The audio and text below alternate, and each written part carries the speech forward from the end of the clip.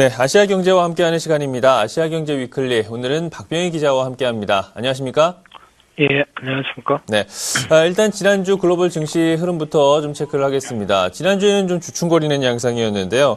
역시 이제 스페인 국채 금리가 급등하면서 유로존 재정 위기가 다시 한번 좀 부각되는 분위기였습니다. 이번 주에도 좀 변수가 많은데요. 일단 지난 주말 미국 고용지표 소식부터 좀 전해주시죠. 예, 지난주 7일 미국 노동부가 발표한 3월 고용지표가 실망스러운 결과가 나왔습니다. 월가가 20만 개 이상 일자리가 늘어날 것으로 기대했는데 네. 지난 3월 일자리 증가 개수가 12만 개에 그쳤습니다. 실업률이 2월 8.3%에서 지난달에 8.2%로 낮아졌지만 경기 회복 기대감이 커지면서 일자리를 좀 찾는 구직을 한 사람들이 많아지면서 실업률이 하락했다는 측면에서 실업률 하락에 큰 의미를 두긴 힘들 것 같습니다. 그래서 지난주 일자리 증가 규모가 월가 예상보다 부진했다는 소식에 고용지표가 발표된 직후에 뉴욕 증시 지수 선물이 1% 이상 급락하는 흐름을 연출했습니다. 네, 고용지표 소식도 전해주셨습니다. 역시 이제 벤 버냉키 의장은 계속해서 이제 고용 개선을 위해서 부양 정책을 계속 유지하겠다고 이제 밝히고 있는데요. 이번 주에는 연설도 예정되어 있습니다. 어떤 얘기들이 오고 갈까요?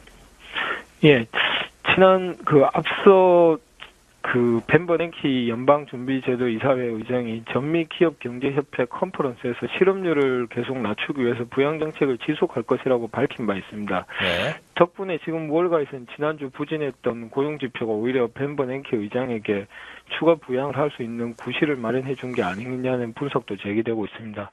따라서 이번 주 벤 버냉키 의장이 두 차례 9일과 13일 두 차례 컨퍼런스에서 연설이 예정돼 있는데 추가 부양에 대한 힌트도 혹시 여지도 남기지 않을까 그렇게 예상이 됩니다. 그렇게 되면은 지난주 부진했던 고용지표에 대한 악재를 증시가 조금 어느 정도 견뎌내는 힘이 되지 않을까 그렇게 생각하고 있습니다. 또 오늘 10일에는 다음 FOMC 회의가 오는 24일, 25일 예정돼 있는데 오늘 10일에는 그에 앞서 FOMC 판단 참고 자료가 되는 12개 지역 연방준비원회 경기 판단 보고서를 종합한 베이지북이 공개됩니다. 거기서도 경기에 대한 판단이 좀 하향될 경우에는 추가 부양에 대한 기대감을 가져갈 수 있을 것으로 예상되고 있습니다. 네, 향후 예상되는 경기 부양책이나 경기에 대한 전망들 또 참고할 자료들이 이번 주에 많이 나오는 것 같습니다. 올해 뉴욕 증시가 많이 올랐습니다. 이런 상승세를 계속 유지하기 위해서 무엇보다도 중요한 것은 1분기 이제 실적이 될 텐데요. 실적 발표들을 줄줄이 앞두고 있습니다. 전망 어떻게 나오고 있나요? 예, 이번 주 가장 중요한 이슈는 뭐니만 해도 올해 1분기 어닝 시즌 결과에 대한 실적 발표 시즌이라고 볼 수 있는데요. 네. 비공식적으로 어닝 시즌의 개막을 알리는 알루미늄 생산업체 알코아가 10일 날 올해 1, 4분기 실적을 발표합니다. 톰슨 로이터 집계에 따르면 올해 1분기 S&P 500 지수를 구성하는 기업의 순이익이 전년 동기 대비 3.2% 증가하는 것에 그칠 것으로 예상되고 있습니다. 지난해 4분기 이익 증가율이 9.2%였고 그리고 전년 동기였던 지난해 1분기 이익 증가율이 19%의 수준이었던 것을 감안하며 크게 둔화되는 것입니다.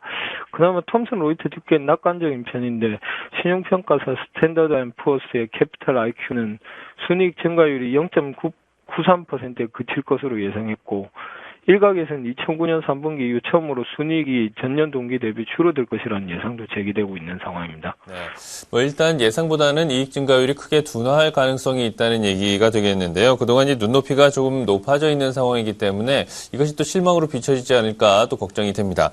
방금 이제 알코아를 시작으로 기업들이 실적을 발표한다고 말씀을 드렸는데요. 주요 기업들 실적 전망도 좀 소개해 주시죠.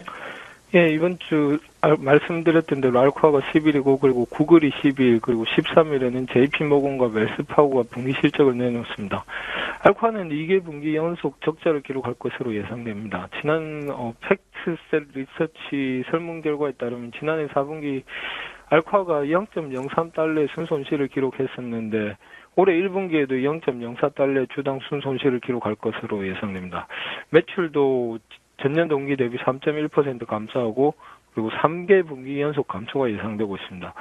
구글은 최근에 안드로이드 시스템 스마트폰 스마트폰 판매가 호조를 띠고 있기 때문에 매출이 전년 동기 대비 24% 증가할 것으로 예상됩니다.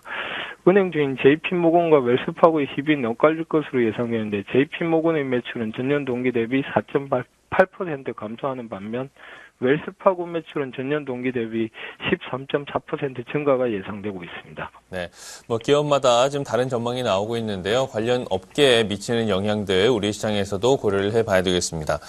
주로 이제 미국 쪽 상황을 살펴봤습니다. 지표와 실적 전망에 대한 이야기 나눠주셨는데요.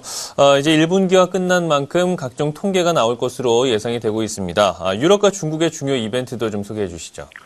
예, 이번 주 우선적으로 중국의 GDP를 주목해야 될 것 같습니다. 중국 네. GDP가 오늘 13일 공개되는데 5개 분기 연속 둔화될 것으로 예상됩니다. 특히 지난주 중국 국가발전개혁위원회 장 샤오창 부주임이 올해 1분기 GDP 증가율이 8.4%를 기록할 것으로 예상한다고 밝힌 바 있는데 이는 지난해 4분기 8.9%에 비해서는 0.5%포인트 하락한 것입니다. 그리고 지난주 유럽 국채 금리가 많이 상승하면서 시장 불안감이 높아졌는데 이번 주에 스페인에 이어 이탈리아가 11일 날 장기 국채 그리고 12일에 단기 국채 입찰에 나설 예정이어서 변수가 될 것으로 예상됩니다. 지난주 스페인 국채 금리가 지난해 12월 이후 최고 수준인 5.8%까지 오르면서 유럽 중앙은행이 장기 대출 효과가 끝난 게 아니냐는 관측이 제기됐는데 따라서 이번 주 스페인과 함께 유로존 부채 위기에 가장 큰 위기에 직면해 있는 이탈리아의 국채 입찰을 주목해야 될 것 같습니다. 반면에 독일도 이번 주에 10일 날 10년물 국채 50억 유로를 매각할 예정인데 안전자산인 만큼 독일 국채 입찰은 호조를 질 것으로 예상되고 있습니다. 블룸버그 통신은 지난주 독일 국채 5년물과 2년물 금리가 자체적으로 1990년 통계를 집계하기 시작한 이래 최저 수준을 기록했다고 전했습니다. 네. 일단 중국의 1분기 GDP 증가율 잘 살펴봐야 되겠고요. 이번 주에 이탈리아나 독일의 국채 금리 지금 어떻게 결정이 될지 이 부분도 체크 포인트가 되겠습니다. 네, 지난 주말에 있었던 일들 그리고 이번 주 체크 포인트 여러 가지 짚어봤습니다. 아시아경제 위클리 아시아경제 박병희 기자와 함께했습니다. 고맙습니다. 예, 고맙습니다.